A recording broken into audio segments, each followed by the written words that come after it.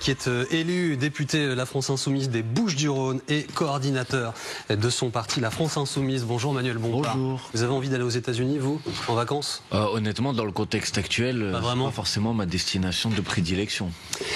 Pourtant, peut-être qu'un peu de vacances vous ferait du bien. Je voudrais revenir à la journée d'hier à l'Assemblée nationale qui a été extrêmement tendue et spécifiquement pour vous, pour votre parti. Vous avez été pointé du doigt par la droite, une partie de la droite, et par le gouvernement au moment de l'hommage au rabbin d'Orléans. On rappelle que ce monsieur a été agressé a priori en raison de sa religion dans la rue en présence de son jeune fils. C'est un jeune homme de 16 ans qui a été interpellé dans cette affaire. Interrogé par un élu de droite, le ministre de la Justice, Gérald Darmanin, dit, je le cite, « Il est vrai que certains dirigeants de la France Insoumise ont de l'ambiguïté ou un problème avec l'antisémitisme. Nous attendons de la France Insoumise qu'ils démontrent qu'ils sont dans le camp républicain, qu'ils condamnent tous les actes qui touchent les juifs de France et les juifs du monde. » Avant de vous laisser répondre à ça, je précise pour les faits que vous avez, vous et vos camarades, condamné cette agression. Évidemment, comme toute agression, insulte contre qui que ce soit et contre toute personne en raison soit de sa confession religieuse, de son origine ou de sa couleur de peau.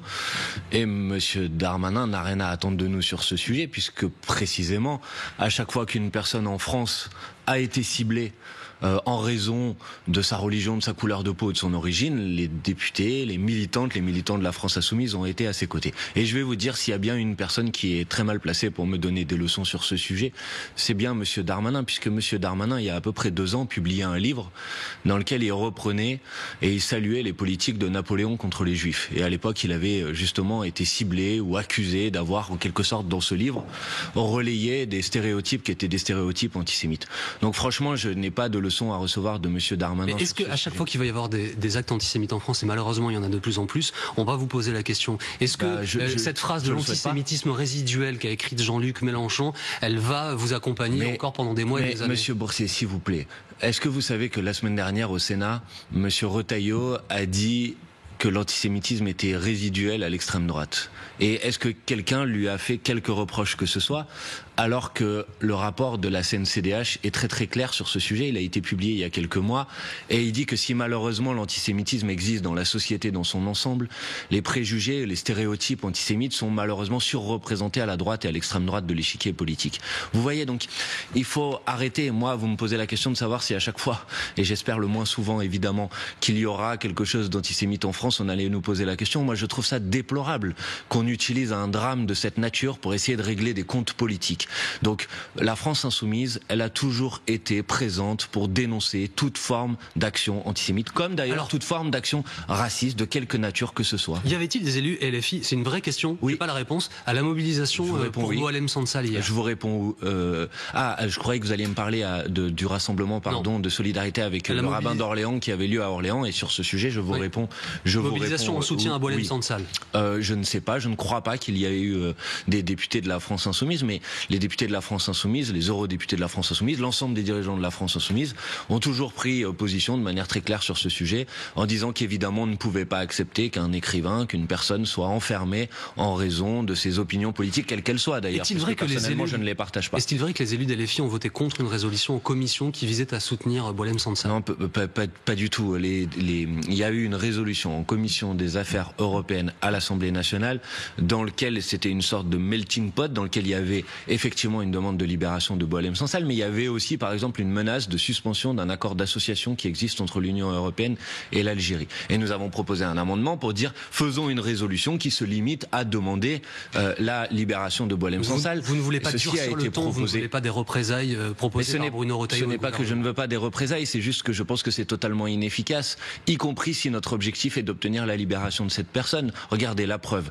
Depuis que monsieur Retailleau et le gouvernement a décidé d'en faire un point de fixation publique sur ce sujet, est-ce que ça a produit un résultat pour la libération de Boualem Sansal? Évidemment non. Donc vous voyez, quand il y a des difficultés de cette nature, quand des compatriotes français sont par exemple détenus de manière totalement inacceptable dans d'autres pays, comment on fait d'habitude?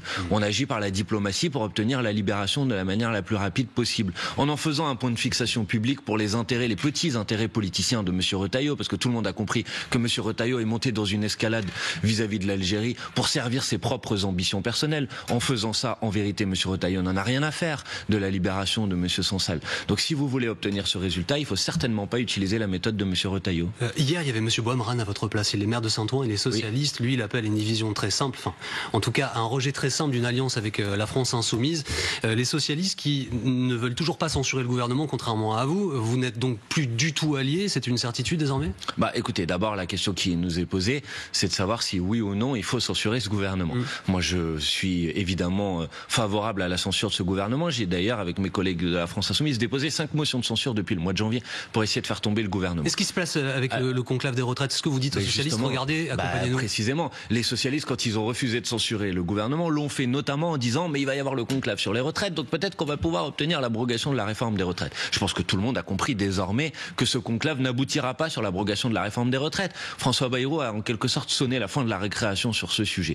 Donc évidemment que je dis aux socialistes, il est temps de revenir dans le camp de la censure. Et en tout cas, les députés insoumis travaillent aujourd'hui avec les députés d'autres groupes au dépôt d'une nouvelle motion de censure. Mais pour la déposer, nous demandons des garanties. Et nous demandons donc que toute la gauche s'engage à la voter. Un tout dernier mot de commentaire, s'il vous plaît. Ce chiffre qui m'a interpellé. 12 000 Français se sont portés candidats pour la réserve nationale depuis le début de l'année. 7 500 après l'allocution d'Emmanuel Macron le 5 mars qui avait appelé les Français, la patrie a besoin de vous, on a besoin de votre engagement, avait-il dit. Ça vous inspire quoi? Ça me dérange pas, évidemment, au contraire. Ça vous dérange pas? Non, mais je trouve ça même plutôt bien. J'ai pas de problème de ce point de vue-là. Maintenant, je suis extrêmement vigilant sur la manière avec laquelle le président de la République tente d'utiliser la situation internationale au service d'un agenda politique national, c'est-à-dire en disant il va falloir faire des efforts, vous allez devoir faire plus, et puis c'est le peuple qui va devoir en payer le prix. Évidemment, nous nous opposerons à l'idée que ça soit le peuple qui doit faire des sacrifices supplémentaires pour cela. Merci beaucoup. Merci à vous d'avoir été avec nous ce matin en direct.